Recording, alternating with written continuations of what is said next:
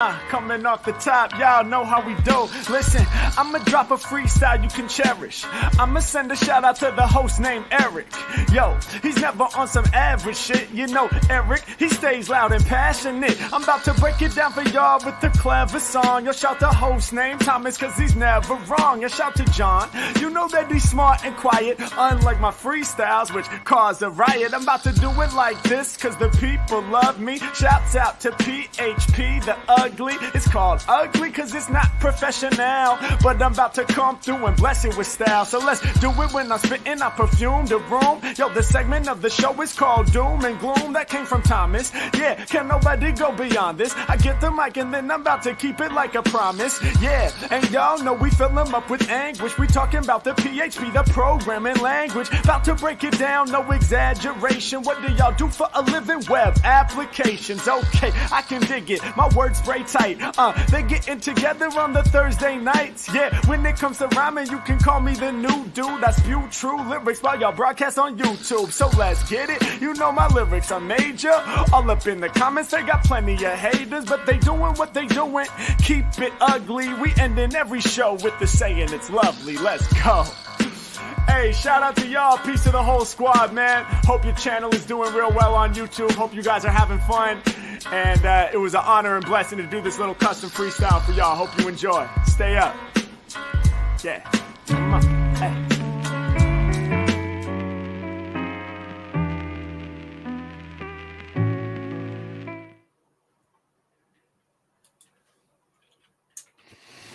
Can you guys see that image? Posted it in Slack. No, I cannot. I cannot see that image. Huh. It says, sorry, this content isn't available right now. Huh. Well, I'll just save it and then kind of send it to you. Kind of funny. I think it was a picture taken from... I think it was a picture taken from Torrey Pines Glide Report. That's a penis. That Yeah. real dick move there. And somebody said, please tell me you use that as a spot landing site. Just a tip. Oh, yeah. If you're going to spot land somewhere, I guess that's the place. All right. Guess we should get ready to record. We everything I want to talk about here. Oh, we didn't. Well, I guess we're already broadcasting. We didn't discuss if we wanted to talk about some other things. What, like you're calling yourself Flyer now? Well, we should talk about that. I was thinking about other things that may have happened this week that may or may not should be talked about on the what if this is some sort of show. Okay, let's just get this thing kicked off here. You guys are annoying me. I want to end this. Just like rip this Band-Aid off here. Yeah, I would like to end it soon too. All right, good episode. Sweet. Bye, everybody. Thanks for joining us. Thank you. Let's go, Joe, Frank, Zombie Slayer. You're just like a regular in YouTube. Do we know is Zombie Slayer somebody in Discord? Zombie Slayer, why are you not in Discord with all of us? Got the Spanish-speaking kid here. Let's go. ButteryCrumpet. All right, I'm gonna kick this off. Okay. You're listening to episode 299 of the critically acclaimed, very, very critically acclaimed PHPUgly. And we are three real life, honest to goodness, sometimes employed web developers who make our living around the PHP programming language. This is our podcast. We've been doing it now for, I don't know, couple months, and we really haven't gotten much better at it.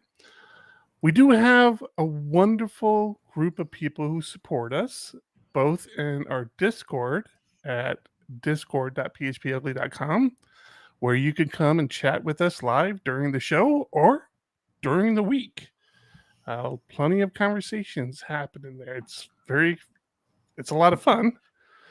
We also have supporters on Patreon who, for some reason or another, feel obligated to give us a little cheddar, which does make the show go a little smoother. We do appreciate that.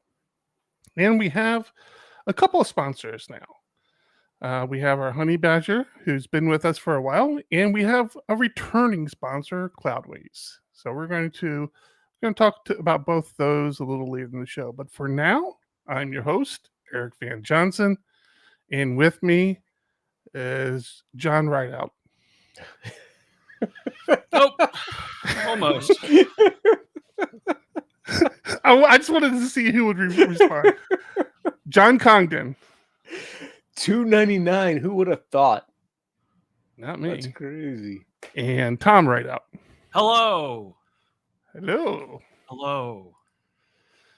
Right out.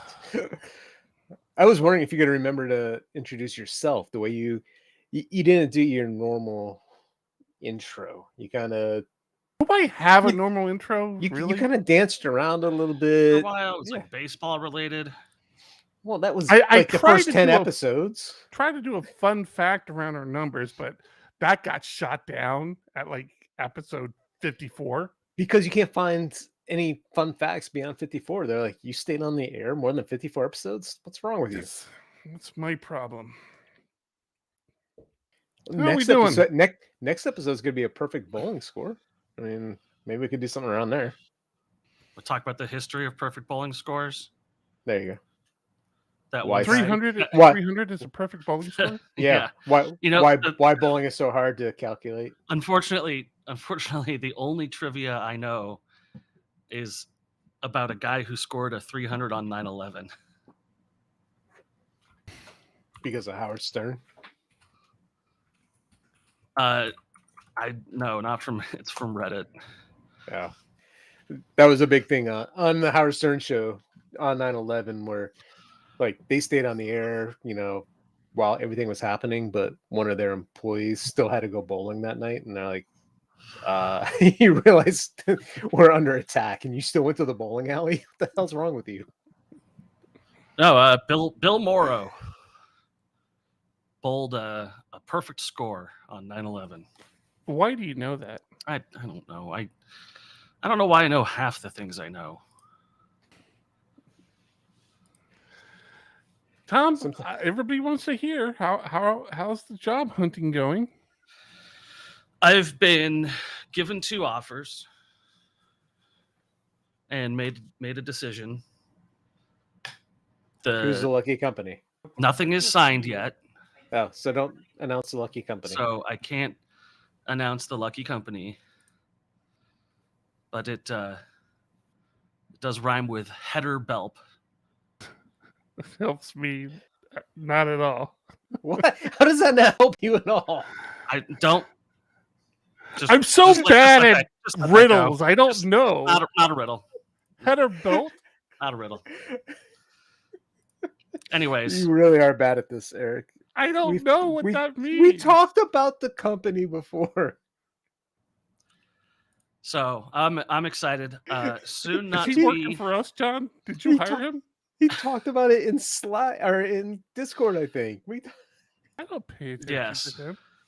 So pay attention to him in huge Discord. shout out to listener Ryan, who set me up with the position and the interviews and stuff, and it was fantastic. So I know what it is. Oh, you figured it out? Jesus.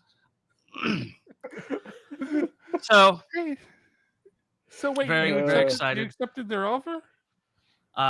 It's not, like I said, the offer's not in paper form yet, but it will be hopefully tomorrow, and that will be good. You have to get through this episode first. We'll see how it goes. Yeah, I was talking to my buddy about offend that. them.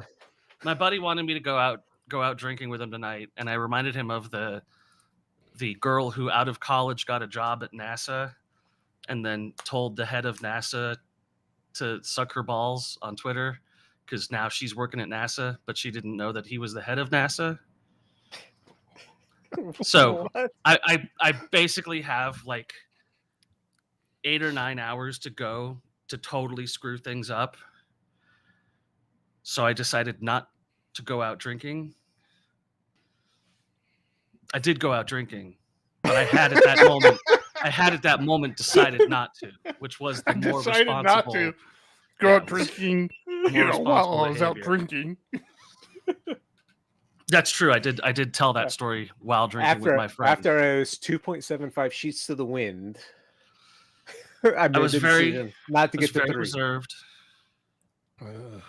I tell you what, there is nothing as tiring as being unemployed.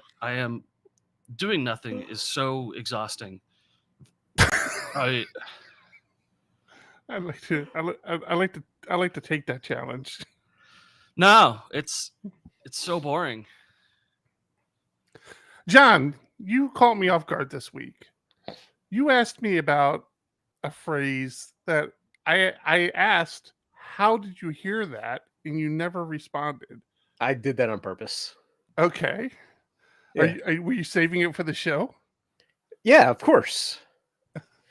Now I got to remember what the phrase was. I asked you about where is it? It's right up here. I asked you about a podcast. Right. Yeah. And I can't find it now. Where is it at? I can't remember the name of it. Citizen something Citizen. Right. Citizen Coder. Yeah. You're doing another podcast on us? You're cheating behind our back? What the hell's going on? No. I don't know if it counts as cheating if he's already doing 2 other podcasts. But we know about those. All of a sudden he's doing another podcast. Hey, listen, my podcasting is very fluid, man. You can't hold me down just 1 or 2 podcasts. And then I'm like, wait, he didn't even tell us he was doing another podcast, and he's on another podcast. I'm not. It's funny how that one. Well, you still haven't answered my question. How did you hear about Citizen Coder? Twitter. Okay. All right. Interesting. So it's funny how it happened. This person, Drew, tweeted out that they are going through our back catalog of podcasts, and like this still blows my mind when I hear that people do that. It's like, why? First thing, the information is literally 5 years old. Like it's so old now. It's not even worth listening to. But we got to put that into our prospectus so that we can say, look, it's evergreen. People still listen to it 5 years later. Yeah, it just blows my mind. And he mentioned that, he was thinking about doing a podcast, and I just told him, I'm like, hey, if you're ever interested, let me know, and I can give you some pointers and tell you what not to do. Yeah, pretty much like don't do a podcast for starters. Yeah. So he took me up on the offer, and before we got together to talk, he said that he thought he was going to do an interview format podcast. I'm like, all right, well, what we'll do is we'll record our meeting, and if you want to use that for your first podcast, you're more than welcome to do it. So that's what he's doing. He's using our initial kind of discovery meeting as this first podcast. And do you know when this is coming up? Because as of the tweet, he was going to clean it up so that he would sound more human. Or you would sound more human. I can't remember what he said. Yeah, he actually just reached out to me and asked how I would like to be introduced. I'm like, oh, man, I'm not big on titles. Just Pizza the Hut. Yeah, that was actually one of the things I did tell him. I'm like, if you thought your voice sounded funny before, like listening to a recording, wait till you go in and try to edit a podcast that you're on. It will, all the little vocal tics and stuff you have are going to drive you through the roof. Oh, and our shows now, they're like an hour 15 or so, hour 30. But like they used to be straight up 2 hours just because I could not stop. Well, and this was one of the things I told him. It's like when we first started, we were always talking over each other. I mean, it was like this just massive just three guys yelling at each other. I think the video helps since we're broadcasting live and we can see each other. I think that helps more. That's a good point. Back in the day, we didn't have this fancy video stuff. I also think, I mean, honestly, we've gotten better. Like even amongst each individual, their ticks that they had are nowhere near as bad as they were when we first started. I mean, I could like, what was John still does it, but like every 5 minutes, John would go, "Oh, that's funny," or something. You know, like he does this, like, "Oh, that's funny." You know, it's like except for that one time. I do. Yeah, Really? yeah, you still do. Like occasionally, like that's when I know you've totally lost interest in the conversation and you just want to move on. You say, No, that's "Oh, when that's funny." that's when you're talking over me and he wants you to stop. Now I'm going to go back and listen to all the shows because I don't remember saying that. So yeah, It's got to be like late in the show. I'm like, I'm just done. I'm like, well, that's when you Can we hang up early now? on. That was when you decided to show up. You know, it was you were very scarce there at first. I was. Well, I didn't. It was supposed to be you. You were like the star of this thing. I didn't want to be on the show. No, You have that whole thing backwards. Well, no, I know. So prior to recording, prior to ever having it, your idea was you wanted to produce a podcast. You didn't want to be on it. And then after we started and we realized how freaking good you were at this, I was like, no, this is your thing. I don't want to be a part of it. You give me a little too much credit, but Okay. I appreciate that. Let's save the nostalgia for next episode. Oh, that's a good idea. Yeah. That's a terrible idea. You know that. I'll look back at 300 episodes. We've had several people Summed up say, in 10 minutes. We've had several people say that they've started listening from episode 1, and every single time we've tried to stop them. There were some really rough ones, man. Yeah, a couple. 1 or 2 in there were pretty rough. What we need to do is put together if you're going to start listening, listen to like this one, like a handful of them, not all 300 of them. So you can get a gist of how we've improved and also some of the backstory. Yeah. Go ahead and do that. No. That's the other thing. We've had some pretty long running jokes, like inside jokes that only listeners to the show will appreciate. Like, yeah, from the very beginning. Like the microwave. Microwave's a good one. So my kids saw one of those stickers of our logo and they're like, why does he say the microwave is watching us or whatever the quote is on there? Don't trust your microwave. He's like, what does that mean? And I'm like trying to explain what the inside joke is to an 8-year-old, and now he's all freaked out about microwaves and he looks at it suspiciously. Good old days. I'm gonna miss these days. Wait, we're not done. We're gonna keep going. Yeah, supposedly. Also, we have two sponsors now, so I guess we have to keep going. We do have 2 sponsors. I don't know how that happened. You've only got like 4 good years worth of actual memory left in you, though, so don't worry too much about it.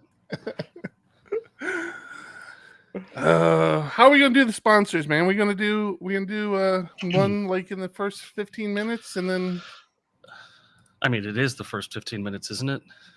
Well, we should probably do one then. Well, it's a classic. It's a throwback. Let's do it. Throw it back. Honey Badger transforms you into a DevOps hero by combining error, uptime, and cron monitoring into a single easy-to-use platform.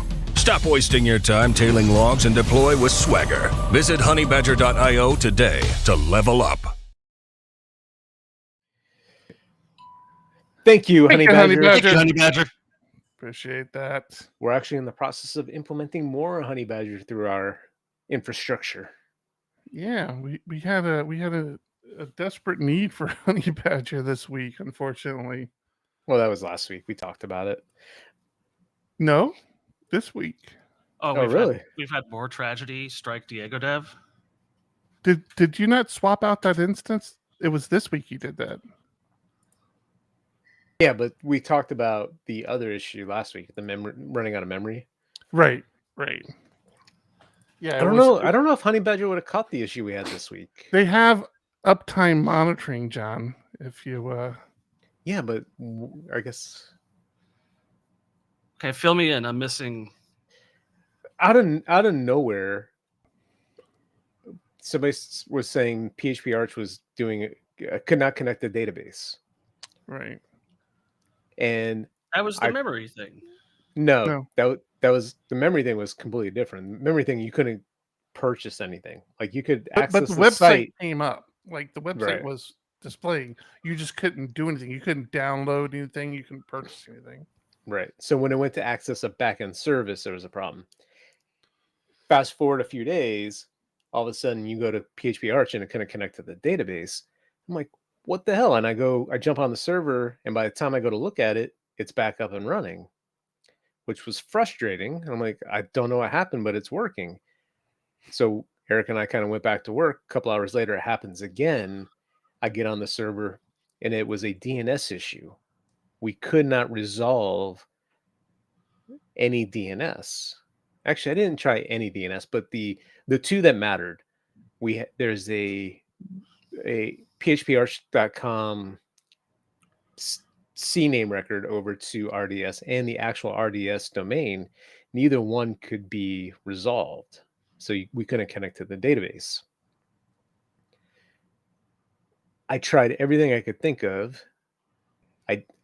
Outside of changing etcresolve.conf, which on EC2 says, don't do this, it'll get overwritten. But I wanted to just change out name servers altogether. I ended up rebooting the machine, or actually terminating that one and bringing up a new one, and it worked fine. Like since then, we've had no issues. Right. So I have no clue why the machine stopped resolving DNS. It was very frustrating. You know, my future employers have been listening to this podcast, and it doesn't put me in the greatest light. Why? You didn't do anything. So you don't work for Diego Dev. But I'm associated. Or PHP Architect. I'm associated with these kinds of issues. No, you're not in any way. Did I ever tell you about when I set up my first Windows NT server? And it was on a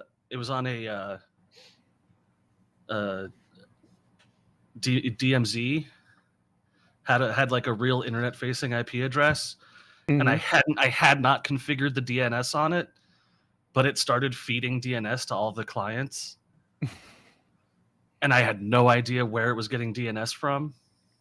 Do you know where it was getting DNS from? No idea. If you set up a Windows server on the actual internet, just straight up exposed to the internet, it contacts the root DNS providers and starts acting as its own DNS server. Yeah.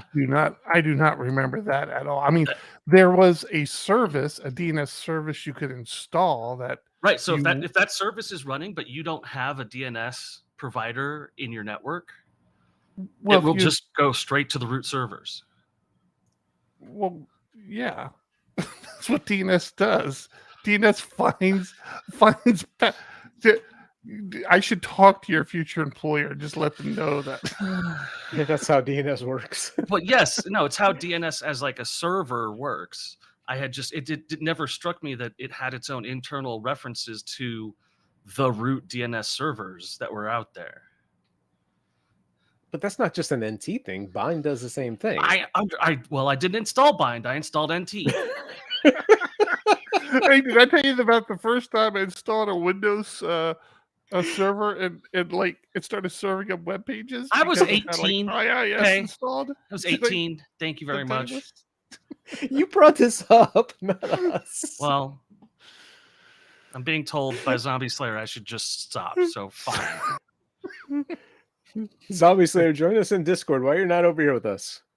Why are you in YouTube? Discord.phpugly.com. Join us. Although I'm sure YouTube likes the comments in there, and maybe it helps our algorithms and all that good stuff. So, our never mind. YouTube comments are made strictly for other frameworks to yell at us. Apparently, Yeah, John engaged with. Are we talking about it? I guess angry framework person, and it was very cordial. I tend to be a very cordial person. Eric was not allowed to talk. Eric was not John invited. is such a puss. I'm not a puss. I am friendly. I tend to like put out olive branches and try and like mend fences. Eric's like, I want to go to war. I'm like, no, stop it. I don't want to go to war. I just want to point out. I would very cordially point out the mistakes they were making, but it's not mistakes. Everyone has their own opinions. He has a different opinion that he wants to code in PHP 5. So he wants to stay in PHP 5 days. It's okay. We discussed like how he had gotten so many subscribers to his channel. And if you go to the very, very end of his list on YouTube, there's the Insider Club. We're giving the Insider Club video. Well, you were asking about this, Eric. The Insider Club video with the girl dancing. Yeah. What? The girl dancing video. Saying join the Insider Club. Pointed out to me. What was that about? Yeah. So I have decided that we are going to get the Chippendales. Oh, is that to create a promo video for us? Oh my gosh! No, we're not spending money on that. They are hardworking men, John. I'm not saying they're not, but I'm not going to pay money for a video. And you guys are patrons too. I kind of wish he didn't take down the video. Yeah, what's up with that? Why? Can you give me? Because I didn't watch it. Very embarrassing. I watched I came in apparently really late because I couldn't even scroll through all the chatting you did. Yeah, no, for some reason the scrolling on the chat was just not working. Like, just you couldn't scroll through the chat. Yeah, you have to have a saved live video for scrolling through the chat. So why was the video taken down, John? Do you know?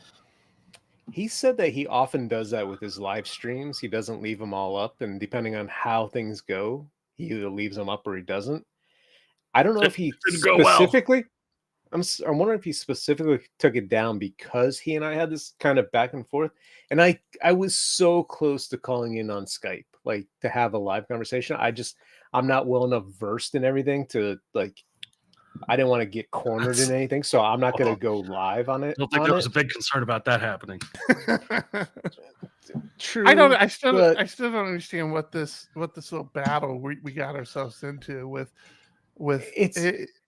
He doesn't say anything directly. And again, if you're trying to figure out what we're talking about, we talked about it last week. It's this guy from Trongate. What's his name? David Conley. David Conley. I was told that was the best part of the episode last week, by the way. It's more about his issue is more about you've said things not necessarily directly about him. He says you can call him shit. You can call him like say he's the worst coder ever. Trongate's stupid. He doesn't care about that. There was demonstrably wrong things that have been said about either things that have happened on Reddit or things that have happened with him with either he said something about a framework he used to work for or something that he takes issue with. CodeIgniter. But he's saying that that's just blatantly false. Like you made that up or there's like 500 videos about how to code in CodeIgniter would disagree. But that doesn't mean that he worked with the CodeIgniter core team or no, I didn't say that. I just said he's a CodeIgniter guy. Something you said came across wrong. So all he's saying is things that he said. So. It's funny how John's trying to take his side on this. I'm not trying to take. I'm pretty sure you were wrong there, Tom. I'm not necessarily taking sides. I'm trying to say he's got a point of view that I don't discredit. He saw what you've said or Eric said or I've said because he's had issues with all three of us and things we've said. I'm not saying he's wrong. I'm saying we drink during the show and we say stupid shit. I'm saying he is wrong. Now, no, he's have not. you gone back and watched that episode, John? I'm not saying he's saying we're wrong on everything we said. It is very specific facts that were said that are not timeline based true. But my question is, have you gone back and watched that show? No. Okay, so you're not even willing to defend us when you have it. I'm not willing to defend us. Watch the show. No, I'm not willing to defend us. No, that's pretty much how it is. All that is said is, I remember Tom saying very specifically that he worked for or was somehow involved with Cake PHP, and he's saying like Cake. That's or whatever it was. Ooh, that's Code Eric's Igniter. thing. Code Igniter. Eric's and literally the only person I know who's ever done Cake. Demonstrably not true. That's it. That's all. Yeah, I don't care. I don't care enough. Why are we spending so much time on this? The thing I had issue with is John's in their chat saying, "Oh yeah, I hate Laravel. Laravel sucks. I hate Laravel." I'm not a Laravel fan. Or user. I've gone on record. I have the Laravel app. I'm not a fan of it. I never have been a big fan of it. I have a question for you guys, because this came up on Reddit, and it was a boiling conversation. So the post here is, I'm working with a developer to create a website. It has an internal search function that is integral to the site and one of the main features I hired them for. I told them that the search input is not working when the user presses the enter key to trigger the function and will only work when you click the input. They said I didn't specify that I wanted the functionality and are saying that it's an additional feature that I'll have to pay 4 hours of work to implement. I would have thought allowing a user to trigger a search with the enter key is standard. I thought it was a bug when I noticed it wasn't working. I'm very tempted to challenge them on this, but I'm inexperienced. Is this standard? Should I be charged an additional fee for this? 4 hours for making the enter key press the submit button or submit. You're getting into very hairy. I mean, yeah. I guess it would go back to, did you discount your service so much that you broke even on your time? Like you really didn't like to charge that much for something like that. I bend over backwards to make clients happy at times, and I go too far. Yes, but you do. I would definitely, like, to me, that's a no-brainer. It's like, of course, press enter to submit a thing. Again, if the client is a terrible client and they do that time and time again, well, I need this little thing and this little thing. Okay, and this little thing, then that's a different story. But if that's the first thing that's come up, I'm like, no, I'm not going to charge you. As for if this is a terrible client, when given a bill, they went to Reddit and had Reddit confirm that this was not okay. So I would call that, like, from the start, bad client. Instead of discussing it with you and saying 4 hours seems like a lot, can we talk about 2 hours? I'm assuming they tried that and the developer was no. No. Last line of the post. I'm tempted to challenge them on this, but I'm inexperienced. Is this standard? They got a 4 hour charge for this, and then went to Reddit and said, I have no idea what I'm doing. Are these guys ripping me off? And naturally, Reddit went fucking ballistic and said, everyone's being stolen from here. It's not 4 hours. It's a 2-minute task. I could do this in my sleep. No one offered to do it, by the way. They just said I could do it in my sleep.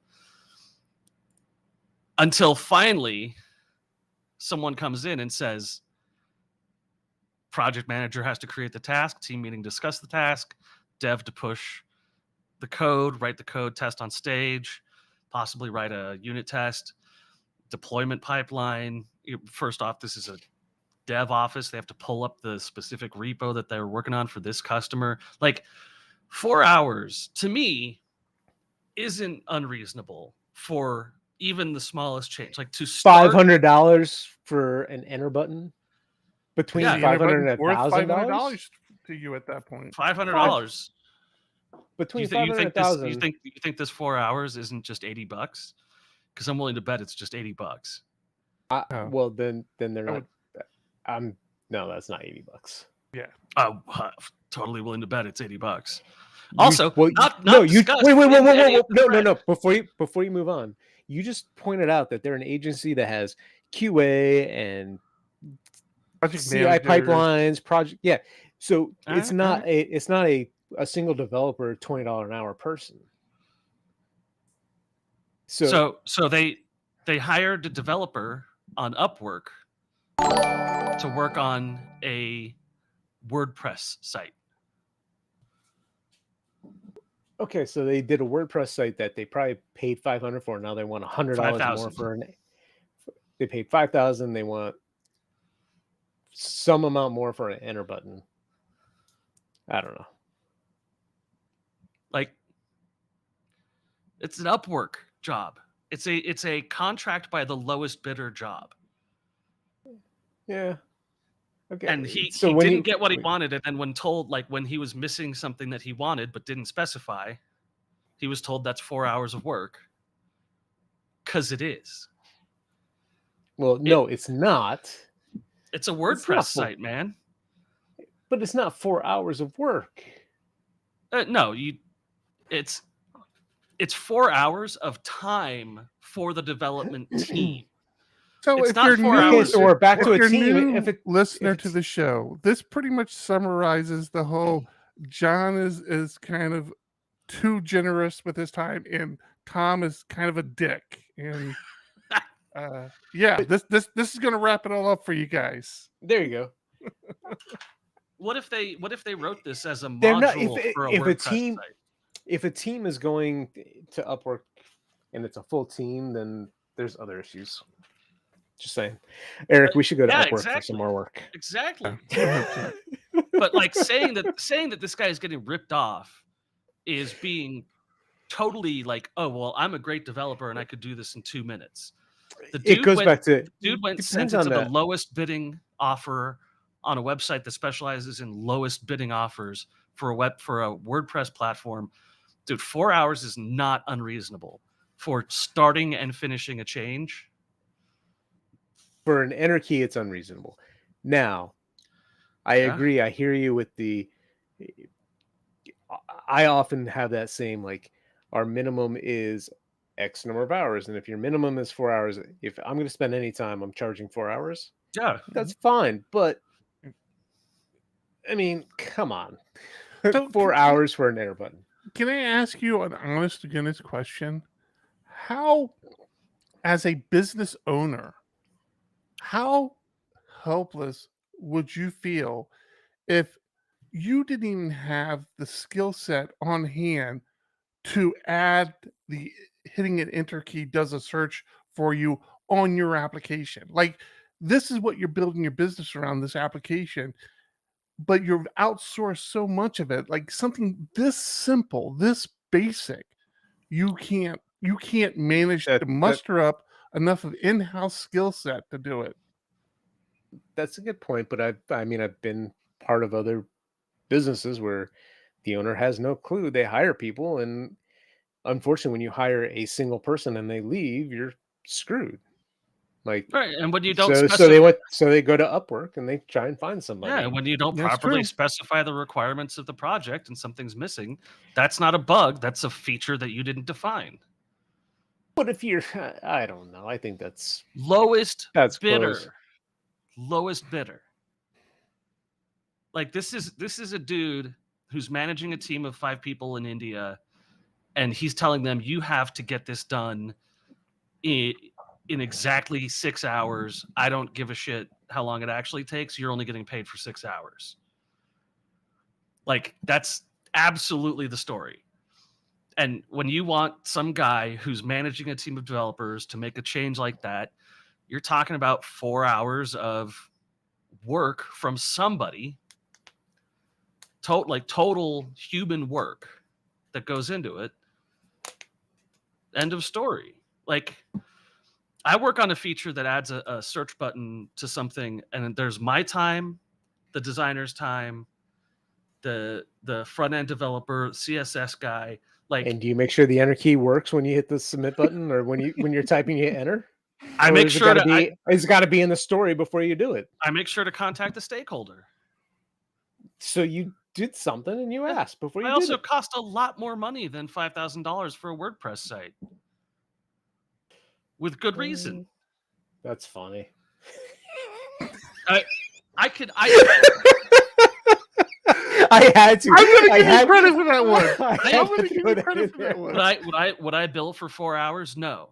I would bill for 1 hour at my rate, which would come to 4 hours at the rate that he's paying. It's the same thing. He's going to pay the same amount. So we go back to who's doing it and what's their time worth. Not just that, but is this person being ripped off? Because Reddit believes that this person is absolutely being ripped off. I went to EC2 for a client, switched all of their servers from EC2 Classic because on August 15th they shut it down to VPC, and I didn't bill them for it. I'm a terrible freaking business person. I spent time doing that, didn't charge for it. CEO, ladies and gentlemen. So would you say my CEO right there, baby? Would you say like this Redditor? Would you say like this Redditor that this is utter conniving bullshit? Or is this just an inflated amount of time to handle all of the work that goes around it? It's inflated amount of time. It should have been thought about before it was built. Sure. Is it utter conniving bullshit? It's a single input, and enter key should submit the form. I'm shocked it doesn't do it automatically. Well, on a form it's supposed to. I'm guessing that this was a larger scale JavaScript interaction. Right. I agree. We spent way too much time on it. I agree. Okay, we should move on. Story number 2 that Tom has brought up that we spent too much time on.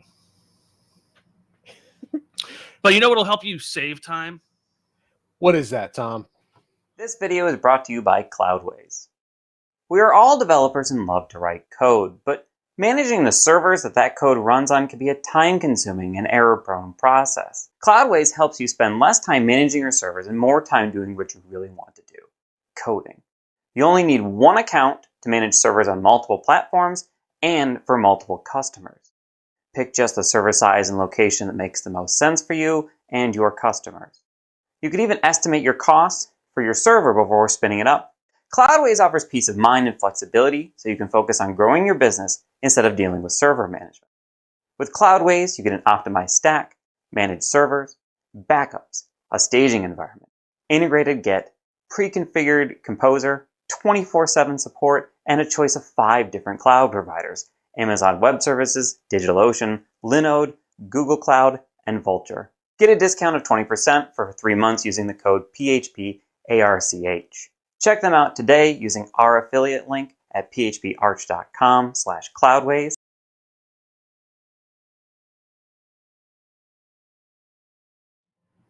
But you understand? That wasn't as smooth of a transition as Honey Badger, but thank you, Cloudways. Thank you, Cloudways.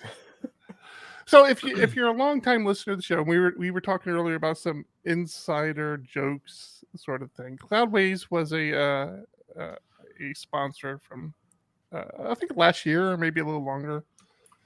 Mm-hmm. So they reached out to us. So it's important to explain. We're getting this to you now.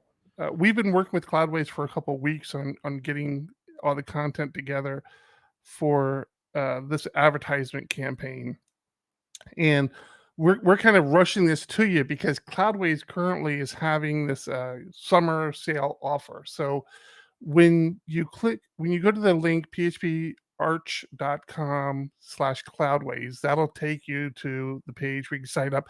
It will include the promo code and all that you need, which is, I think it was like 20%. Was that what we did? 25%, 20%? Anyways, I think it was 25, but I could be wrong. Yeah. So if you do that now, within like the next week. I think the summer sale runs until like the 31st. So let's just say within next week. There's additional discounts. I take it from Cloudways on their services for their summer sale. So we wanted to make sure we got that code out there to our listeners, and also we wanted to take a moment to introduce Scott. Scott, Yeah, who is Techborn. the Scott guy? We don't. He's going to be replacing Tom next week. Okay, makes sense. Makes sense. No, Scott is going to That's be funny. doing videos for PHP Architect. So we've been wanting to get the YouTube game going a little bit at PHP Architect for a while. And I reached out to Scott. Scott had been putting together some PHP videos for a little bit. And I'm like, hey, any interest in like partnering up with us and, coming over and doing some videos for us? And he was all on board for it. So I'm very excited about the videos that Scott's producing for PHP Architect. The pipeline of ideas is amazing. I love his speaking style, the way he produces the videos. Should give him a microphone. Yeah, It's one day. not a terrible idea. Again, when he takes over your spot next week, he gets yours. You just have to ship it to him. You gotta turn your shit in. I dare you. Do you realize what a conversation starter this is when I'm doing interviews? I go, every single interview I have, ooh, that's a nice microphone. What's that for? I say, well, I have an OnlyFans on the side. Yeah, all the porn I do. Yeah. It's this sultry voice. I do ASMR. You can pay off your sister's loans. So what we're going to do here is create a new class using the trait we created last session. And we're going to make some very private variables. They are very long, very private. Very private. So you can see here, I'm using my big int variable declaration. You're really taking this on too long. This is getting uncomfortable. Very uncomfortable. Going to allow for a full 64. Got the weirdest boner right now.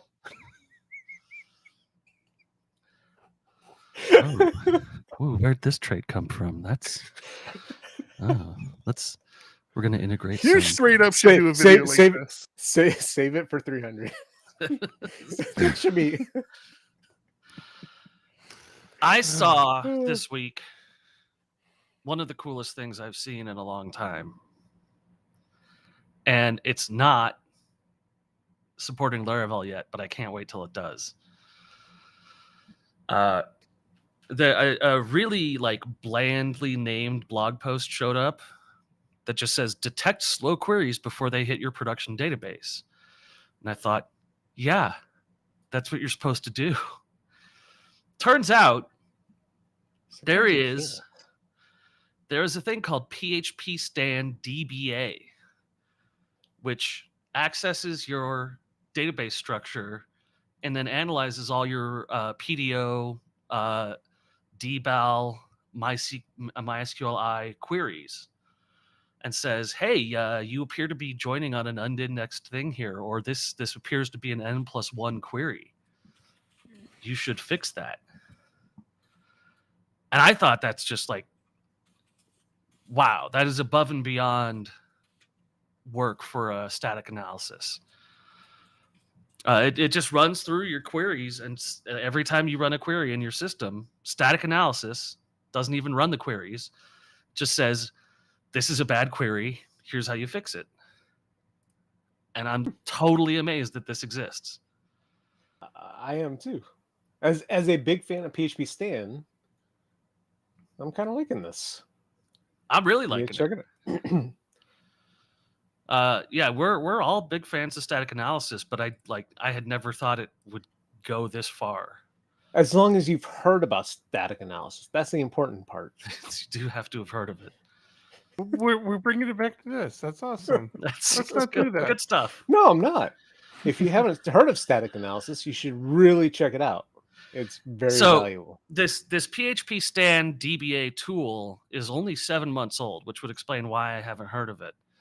But it seems like a default installation for anything that uses dbal or PDO. Like, this is a no-brainer install for you.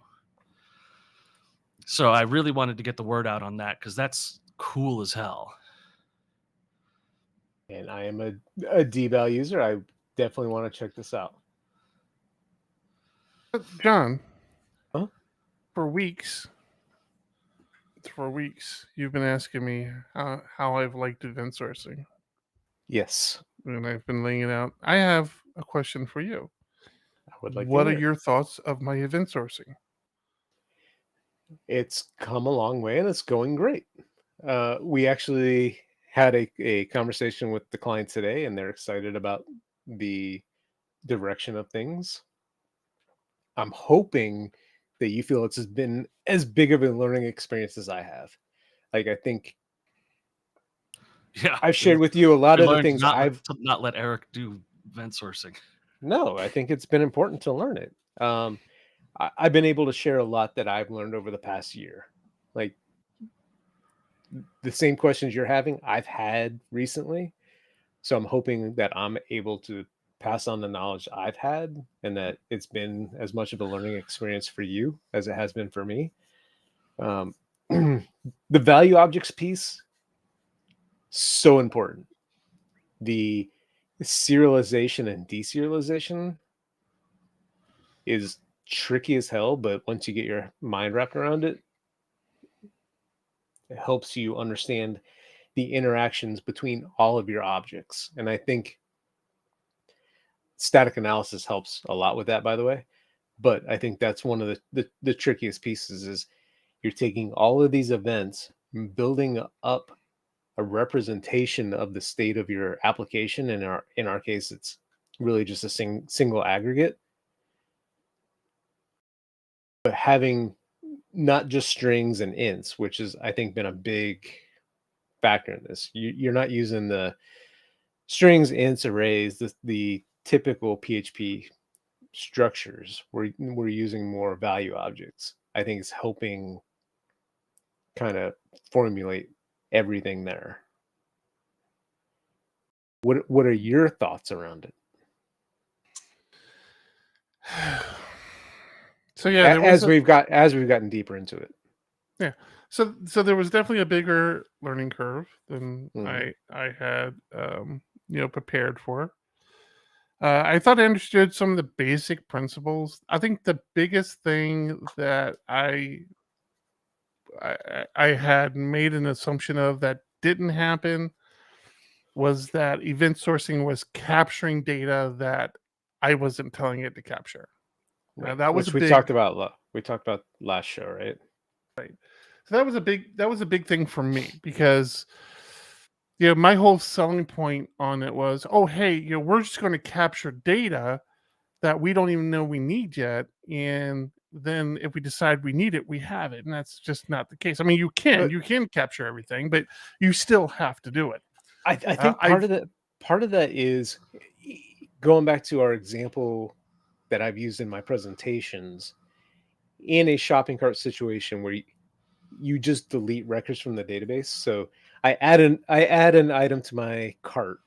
You insert a record in the database. I remove that item from my cart. You delete the record from the database. That information is gone. In event sourcing, it's add the item, remove the item. So you have more information than you would have than a traditional CRUD app where you've just deleted the record altogether. So you have more information than you think you have, but when you start understanding event sourcing, now you're in the assumption you have more than you have. Mm-hmm. I think that might be the difference.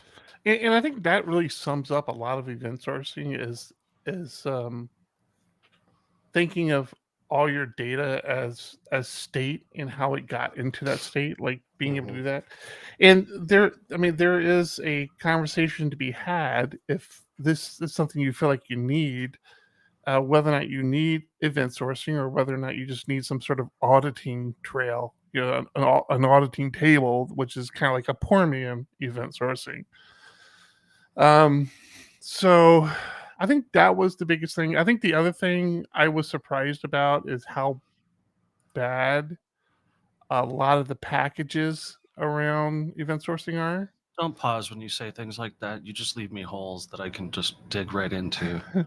I mean, like the one I'm working with, like the top tier event sourcing packages, like Event Sauce is the one I'm working with. There's Proof. There's a few others. They're well thought out and they're very complete. It's when you start getting to these tiers down, like, oh, here's the Laravel Event Sauce wrapper for you to use. That it's just like it seems not complete, kind of broken.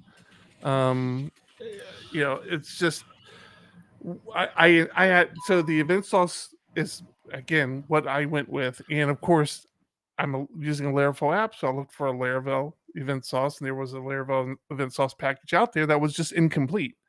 And what it did do for me was pretty minimal.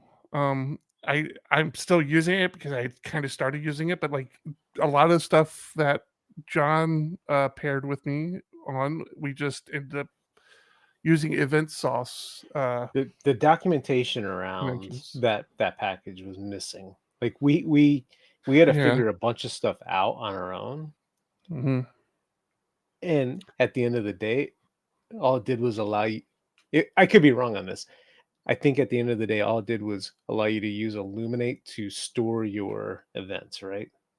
That's how I felt. Like that. Yeah, I felt that was the biggest thing it brought to the table was, hey, it'll create the table for you and store your stuff for you.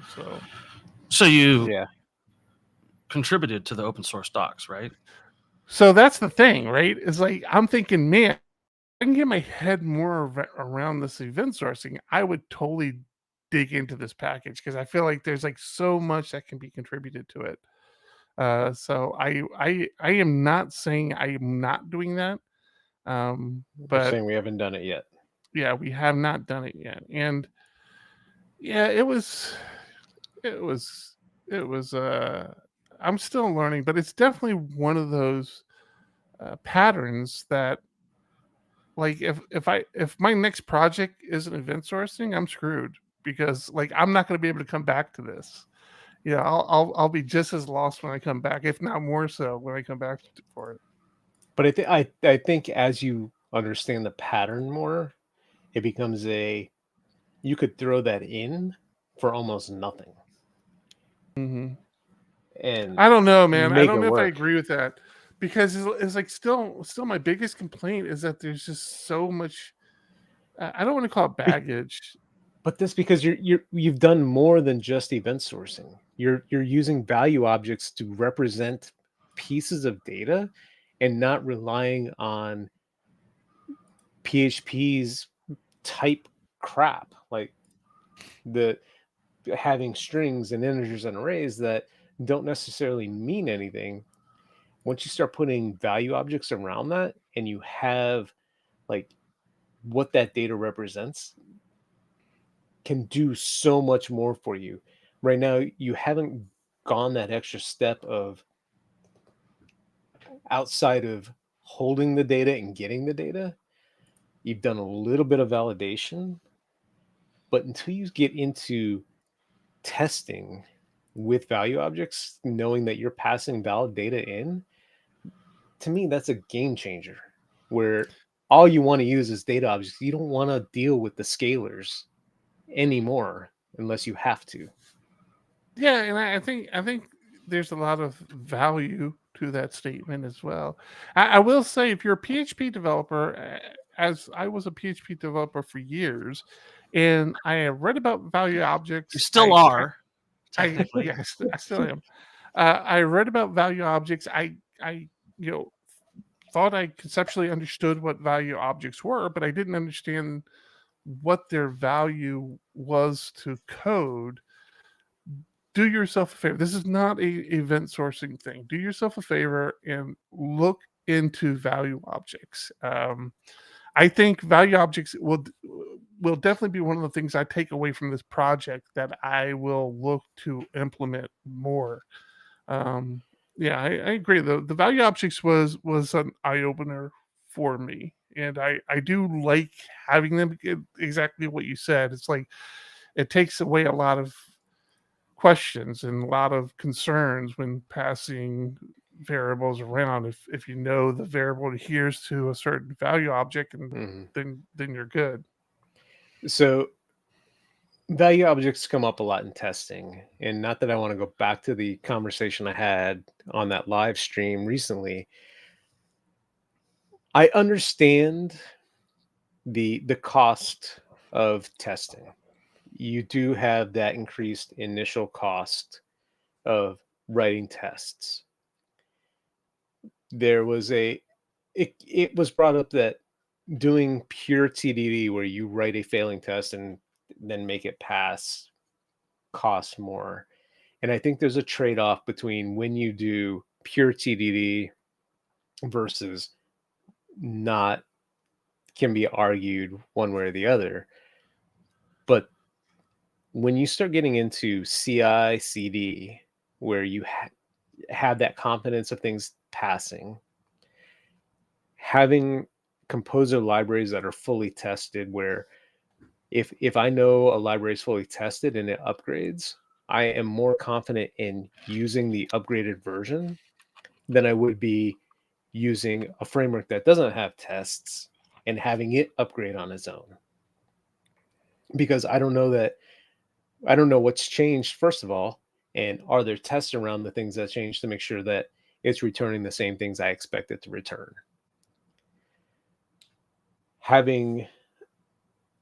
Doing TDD allows changes in the future where I know that I'm not breaking my current code. All the value objects lead into that to make it where TDD, sorry, Tom, I didn't mean to cut you off, but just to finalize my approach, TDD allows me to also figure out how my code is going to work and interact together before writing the actual code. If you guys are allowed to tell me that we've been on my topic for too long, I can tell you guys that we've been on your topic for too long. We have people asking about this. People in our Discord at discord.phpugly.com, people on Twitter, people want to know about event sourcing. It's one of those topics that everybody talks about, but not that many people actually do. Actually, I submitted 2 proposals to Longhorn PHP on event sourcing. Hopefully they get accepted. Both of them are event sourcing? Yep. When is Longhorn? Coming up in November, I think. Oh, right when 8.2 releases. I meant to submit a couple more talks because as conference organizers, we know you want to select speakers that have multiple topics because you want to use them for like 2 different sessions. But the fact that mine are kind of closely related may have screwed my chances of doing that. Yeah, but that temptation to go up on stage and say, "Hi, I'm John Congdon, owner of PHP Architect." Part owner. He would have to say part owner. No, he wouldn't. I have lawyers everywhere. I would love if you were just in the audience and he says owner of PHP Architect and you just yell, "Fuck you!" and slam your chair to the ground. 50%, bitch!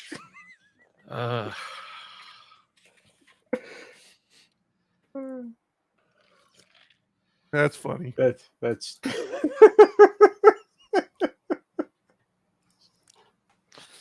Did you guys hear about this Plox GitHub thing?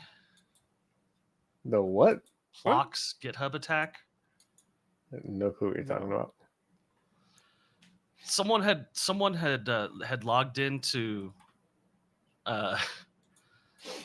GitHub and saw that there were 35,000 pull requests. And it turns out that like on GitHub, it's really easy to like clone, not fork, but clone a repo, and then make an existing commit by one user appear different without them without security behind it. So like if you clone a repo, all of the information about previous commits and stuff like that comes with it. And then you push that to a new GitHub repo, and that user is an authorized GitHub user, then it attributes all of those commits to that user. But if you take a clone and modify an old commit in Git and say, retroactively update this commit, then it still belongs to the person who originally wrote that commit. So it still shows up as a commit by them, not by you. Right. That's one of the arguments behind having signed commits. Right. But go on. I'm still not captured. I'm not grasping the issue here. Someone had taken like a ton of repositories and cloned them, and then put a backdoor that read env files and sent it to them, and then pushed them out so that they were basically squatting on bad names for these repos. So if you pulled something from Packagist and you added an extra T to the name of the repo, it would pull this person's repo instead, but it would all be signed by the correct developer. And this person basically got caught trying to create thousands of repos like that and said, no, I'm a security researcher. This is a security research thing, and then disappeared. Like never responded and said anything. They just said like, no. So it's almost like domain squatting, but you're squatting on package names or GitHub names. Yeah, it sounds like right. It's exactly the same as domain squatting, except that it's actually signed. If you go to the wrong Git repository, it still has the correct user's information. It still says that official developer created this because the commit ID has their credentials. Mm-hmm. Huh, that's funny. So I'm gonna do that all episode now. I'm sorry. You pointed it out, now I got to keep doing it. Oh, that's funny. I think that could be our title. Oh, that's funny. That's funny. But yeah, if you can also do this by just changing your username and email in your Git config, and you can push as somebody else as long as they accept the pull request. It ends up in their name. Right. So that's what I was going to say. If you really want to be, you're worth your weight as a developer, learn how to do signed commits. It's basically SSH keys for Git commits. And it's super difficult, so only the creme de la creme can do it. So don't listen to him. He doesn't know what he's talking about. It's not. I mean, it takes a few steps to set it up, but it's like it takes a few steps in Linux or OS X. If you want to do signed commits in Windows, start by installing Linux. Really? Yeah. Well, I mean, doesn't Windows have its own Linux kernel now? Isn't that a thing? No. Okay. Not yet. We're not going to get into my theories about what the next version of Windows is going to look like, but it will be Linux. Pop OS? They're going to buy Pop OS? Buy Pop OS. Hey, what else? Do you have anything else? No, I thought I had nothing, and then I looked at John's list of literally nothing, and I went, oh, I have quite a bit. And then I ended up talking half the episode. I don't know what the problem is. I almost deleted John's list because it was like a baby born with a tail. It's not necessary to be there. Like, yeah, it was born with it, but you don't want to keep it. The tail or the baby? Sure. Depends on what state you're in. Xhprof. Have you guys done profiling before? Yes. It is amazing. I haven't done it in a long time, but when I've needed it, it's been great. It's super amazing, but like the interfaces for analyzing a profile file are like terrible. There's like Xhprof, the KDE profiling thing doesn't even run on most systems now. They all look like my first VS Code examples. Mm-hmm. What's it was Q? What was a Q one? Why am I not thinking of it? Xhprof, I don't know. No, they're all ugly as sin. Well, I saw an article on Laravel News about profiling your application with Xhprof, which is just like once this is installed, you set a variable in your env and it'll create a profile file for you. I'm like, oh, that's cool. Too bad profiling is ugly as hell. And then they were like, well, yeah, and then you just use XHGUI and analyze the file with this visualizer thing. And I'm like, I've never heard of this. What is this thing? And it's an actually like nice, good looking profile reader. It's a little web interface thing, and it lets you do all sorts of like new features that the old Xhprof thing doesn't do. Pulls up, cookie information, call graphs, the hardest hit location for the day, most RAM usage, longest running. Like you could use this thing in production. Now, don't. Because profiling is very, very intensive. It's a lot of data. I've done it in production before, and then all of a sudden your directory's full and you're screwed. Oh yeah, you can easily run into gigs of data with this. No problem. Yeah. But if you were to run this in some sort of test environment where people were hitting a QA server or something like that, you could get a lot of really valuable data. And this new XHGUI thing, I mean, I say new, I have no idea how old it actually is. 14 years. So that's a long time.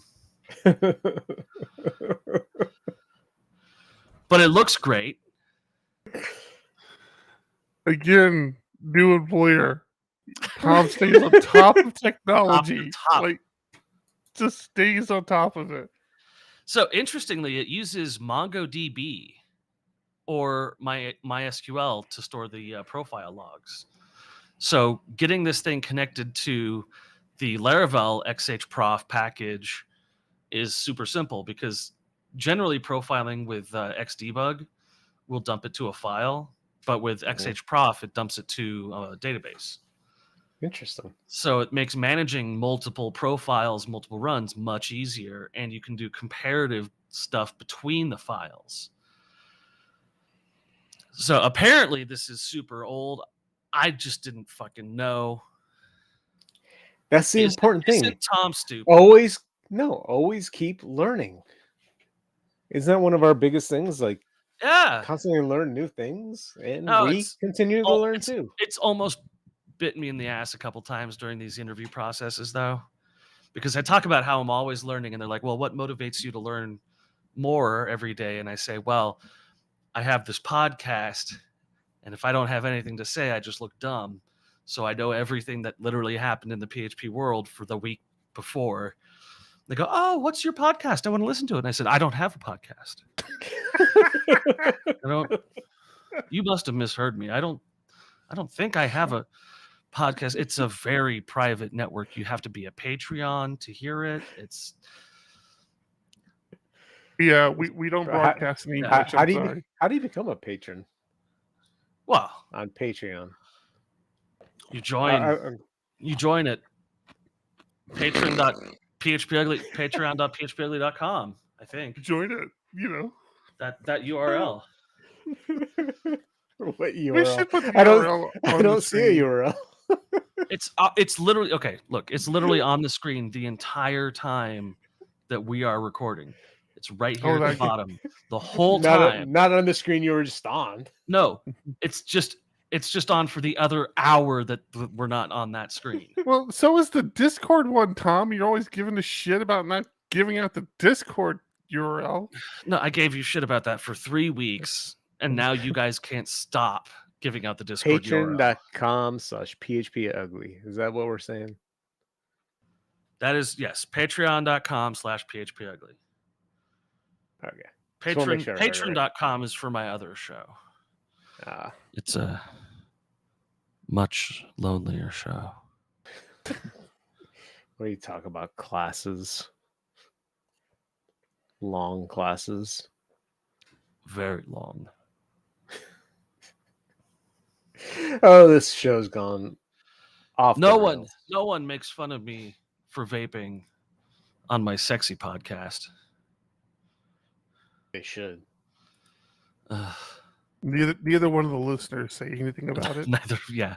Well, my mom's very polite about it. That's on your sexy podcast. Hey, she's supportive. Thank you very much. That just went very weird.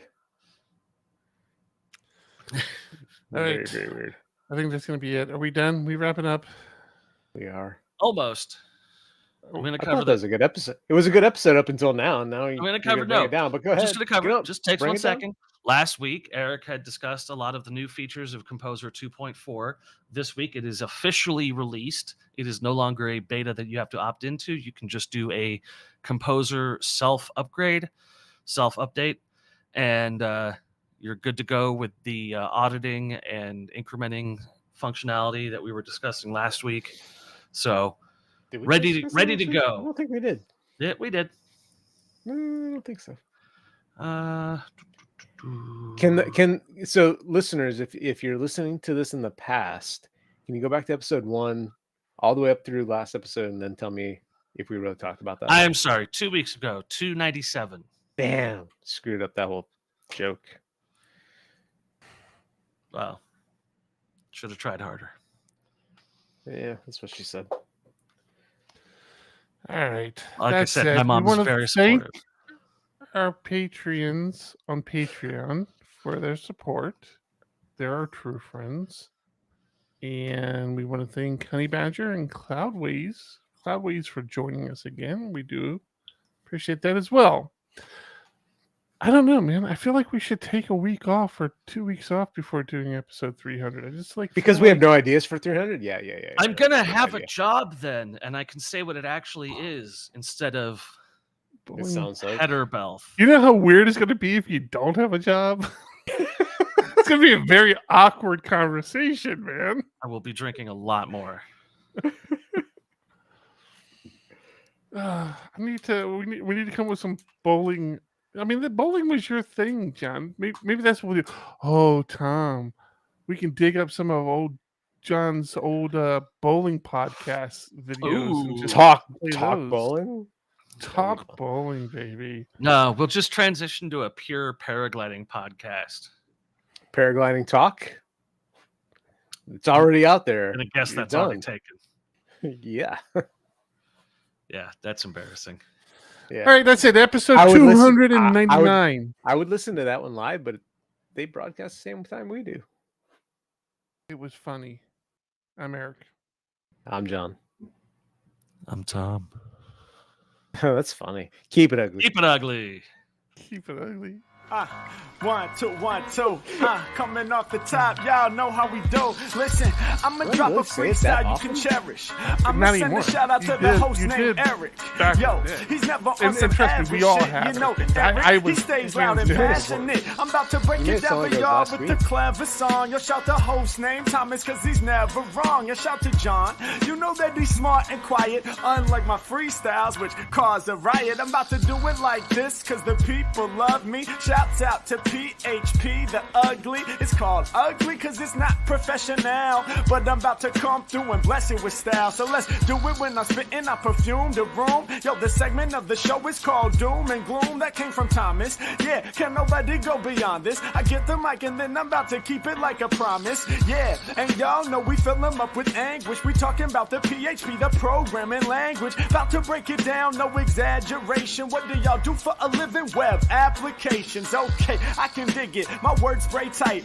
They getting together on the Thursday nights. Yeah, when it comes to rhyming, you can call me the new dude. I spew true lyrics while y'all broadcast on YouTube. So let's get it. You know my lyrics are major.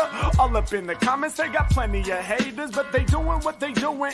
Keep it ugly. We ending every show with the saying it's lovely. Let's go.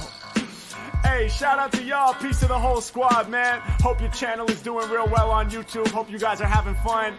And it was an honor and blessing to do this little custom freestyle for y'all. Hope you enjoy. Stay up. Yeah. Come on. Hey.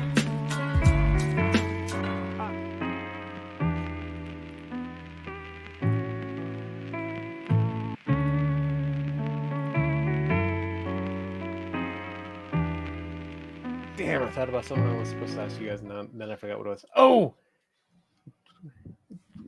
If you're still listening in Discord, would you be interested in a book on OpenSwole? Like, is that a steroid thing? No, OpenSwole is the PHP extension to dramatically increasing the speed of your application. It's kind of like it's not kind of like what you call it runs it's that on async server. Yeah, what's the Laravel? Roadrunner. Well, no, that's the other service that's like Swole. Laravel has a package that will either leverage Roadrunner or Swole. God damn it, what the hell's that called, Tom? I just saw it today. It got like 1 million downloads today. It was Laravel Light something. No. Everlight. Octane. Octane, that's it. Yeah, Laravel Octane. Yeah. I am so tired of all of these Laravel packages. But in the grand scheme of things, OpenSwole is amazing, except it's an extension, and we have somebody that wants to write a book on it, and he wants to know if I'm interested in it. I've read the first couple of chapters. It is interesting, but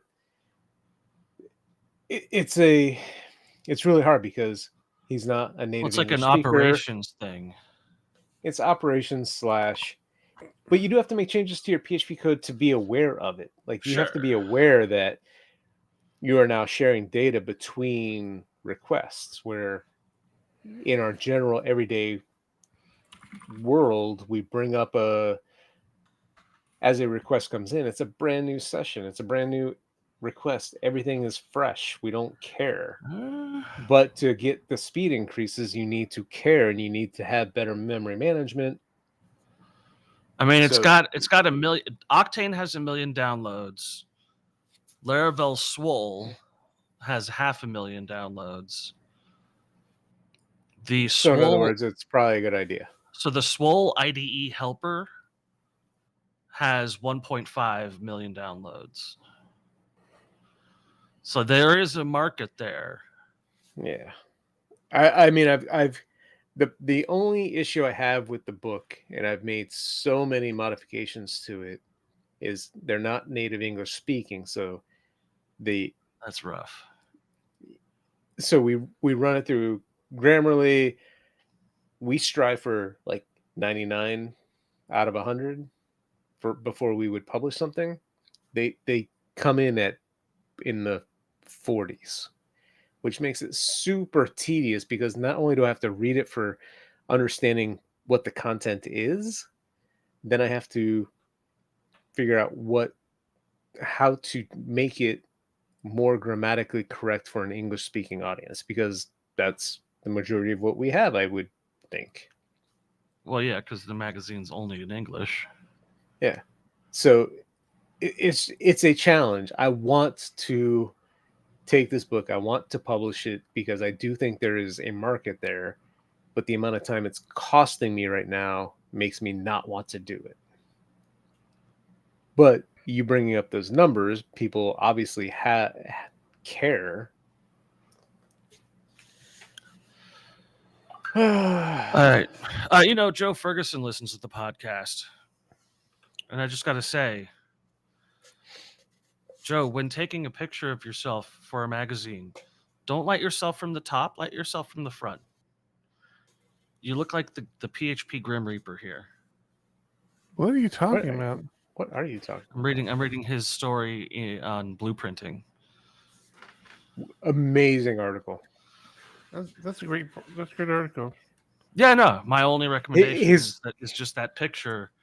His article coming out next month, I really like a lot. I'm not going to spoil it yet.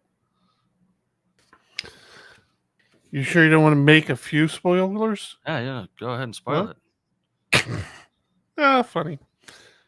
Yeah, this has been his picture for a while.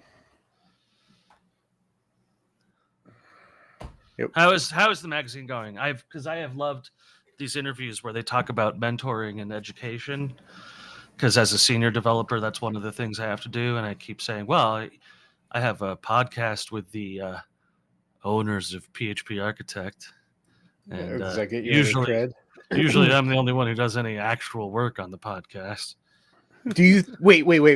If you go to Xhprof, how many developers do they have? Would they be interested in a company subscription? I'm sure they would. We have to get into that offline though. I really don't want to end up a bad example of what not to do when you're just about to get a job. I'm very excited you're going to work for Better Buzz. I love that coffee. Yeah. Black Rifle Coffee Company. Yeah. I've been slowly digging my way through this month's issue. Like I said, man, when I started turning down all of these interviews because I just only have the two that I care about. What did you do to your lighting? To what? Eric's lighting all of a sudden changed. Oh, he turned on the lights. Normal office mode, man. Trying to get some. Yeah. I got to get work done. I got to be up. I got to be up and out of the house by 4 a.m. tomorrow to get my kid to the airport. I heard her say that to you when we were on a call earlier. I'm like, we're recording tonight. How's that going to work? Yeah, they hate me. They pretty much hate me. And well, they're not making you take the stolen scooter, so that's good. Stolen scooter? Come on. How do you keep forgetting? Yeah, how do you not know that? This is what I was talking about, that you've got like 4 years of memory left total. You had a scooter that was stolen. You put it in your scooter and sent it to the police. How do you not know the reference at least?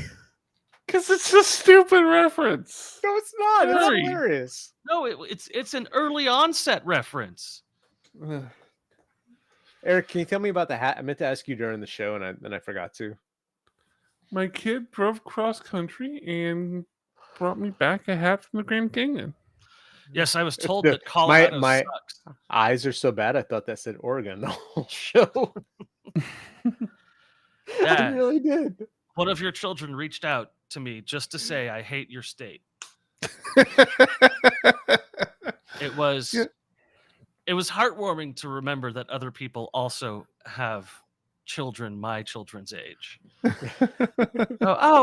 He does have to deal with this. That's nice. All right.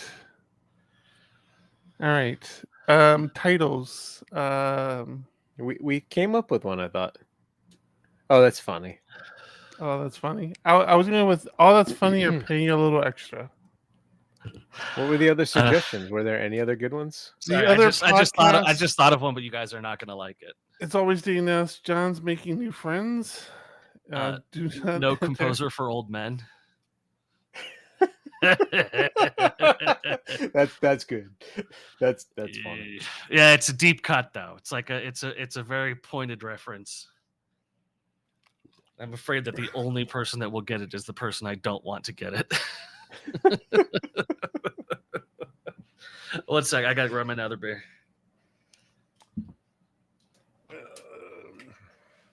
Right, I do need a title though, and I need a thumbnail. So, do you want to go with that's funny? I thought the one he just came up with was hilarious, but that's just me. No composer for old men. Yeah. Give me a thumbnail for that. I don't have a good thumbnail for it. I mean, the composer Good night, logo is somebody is like doing the. Yeah. I'm sorry. I know that we don't want to get into that. Just take the composer logo and put somebody's face on it. Yeah. Okay, I'll do that. All right.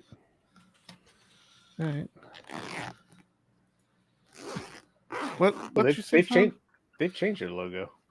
Oh no, did they? I mean, it's still a composer, but I don't remember this logo. I just did a Google search at all the logos I remember. So, Are you on getcomposer.org? oh no, I just did a Google search. I was using the actual composer logo. I have to say, one of my final tasks, one of my final meetings for this company was to give a presentation on my ideas for things they could do to improve or change the site that they have. And like, still, ask me to do a presentation is like, yeah, no problem. They're like, you must have spent hours on this. I'm like, no. I used to do presentations at the drop of a hat. I used to criticize presenters while they were presenting. I've got this. Yeah.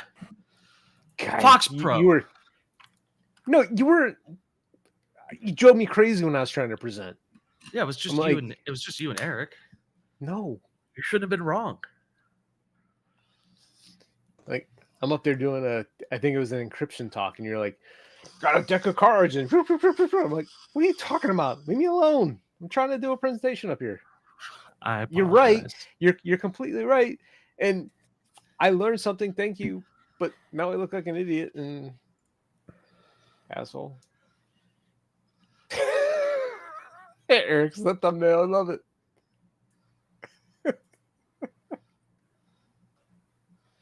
You need a green screen. I have one. He has one.